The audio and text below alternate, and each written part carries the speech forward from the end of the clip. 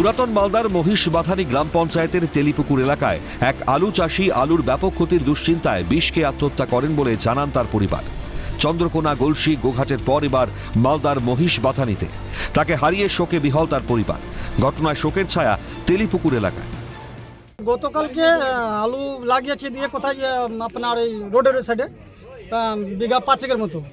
হ্যাঁ, তো আলু দেখতে গিয়ে দেখছে ওখানে যে পুরো জলে ডুবিয়েছিল।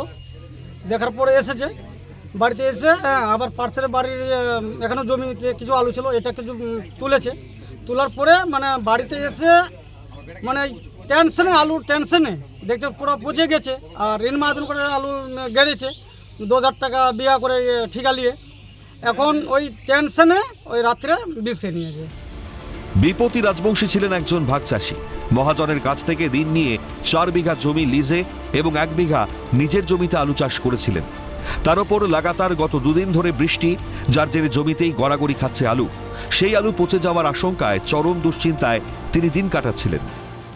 বাবা হয় কিভাবে মারা গেল?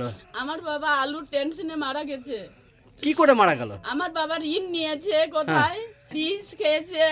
কবে? কালকে রাত্রে খাইছে 9টার দিকে নাকি। আলুর জন্যে মৃত্যুটা আপাতত আলুর জন্যই হচ্ছে এগুলা। কেন, আলু কি হয়েছে? আলু তো জলের শেষ হয়ে গেছে। তৃণমূল প্রার্থী লিপিকা বর্মন ঘোষ জানান, খুবই দুঃখজনক ঘটনা। প্রশাসনকে জানানো হয়েছে, দেখা যাক কি হয়। এটা দুঃখজনক মর্মাহত একটা ঘটনা ঘটেছে, খুব খারাপ লাগছে। এখানে বহু চাষির ক্ষতিগ্রস্ত হয়েছে। আমি এখানে এসেছিলাম, দেখলাম, আমি প্রশাসনকে জানিয়েছি এ বিষয় নিয়ে। প্রশাসন তৎপর রয়েছে, দেখছেন বিষয়টা। খুব খারাপ লাগছে, খুব দুঃখজনক বিষয়।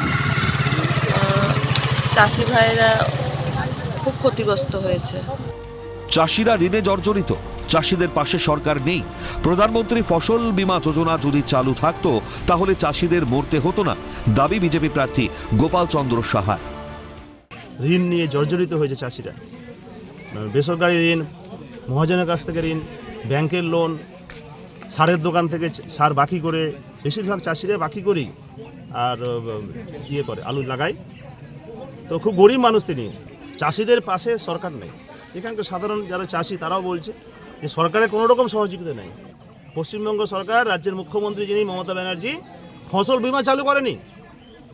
আমরা বিধানসভায় বহুবার তুলে ধরেছি, আমি নিজে বিধানসভায় তুলে ধরেছি যে আলু চাষিরা ব্যাপকভাবে ক্ষতিগ্রস্ত হচ্ছে। প্রায় বৃষ্টিতে আলু পচে যাচ্ছে, প্রায় হচ্ছে এটা। এবার শুধু প্রথম নয়, এর আগেও হয়েছে। প্রধানমন্ত্রী ফসল বীমা যোজনা চালু থাকতো তাহলে চাষিকে আত্মহত্যা করতে হতো না। জেলা তৃণমূলের মুখপাত্র শুভময় বসু বিজেপির অভিযোগকে মূল্যহীন বলে দাবি করেছেন।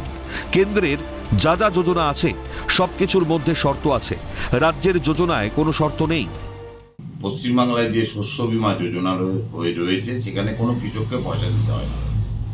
তারপরে কৃষক বন্ধু প্রকল্প, রিসেন্ট ভূমিহীন ক্ষেতমজুর প্রকল্প, সমস্ত প্রকল্পের মাধ্যমে ওই পরিবারের পাশে রাজ্য সরকার রয়েছে। আর বিজেপির যে অভিযোগ, এই অভিযোগের কোনো মূল্য নেই। কারণ যে কোনো ওদের যেসব যোজনা রয়েছে কেন্দ্রীয়ভাবে, সব কিছুর মধ্যে শর্ত রয়েছে। আমাদের রাজ্যে কোনো যোজনার, শস্য বীমা যোজনা বা কৃষক বন্ধু যোজনায় কোনো শর্ত নেই। আর পাশাপাশি প্রশাসনিক যে গাফিলতির কথা বলছে, প্রশাসনকে রাষ্ট্রপতি বকলমে রাষ্ট্রপতি শাসন জারি করেছে নির্বাচন কমিশনের নামে বিজেপি। রাজ্যে একের পর এক আলু চাষিদের মৃত্যু। ফের একবার সামনে এলো কৃষকদের আর্থিক সংকটের পরিস্থিতির বাস্তব চিত্র। আর এখানেই কৃষকদের নিরাপত্তা নিয়ে উঠে গেল গভীর প্রশ্ন।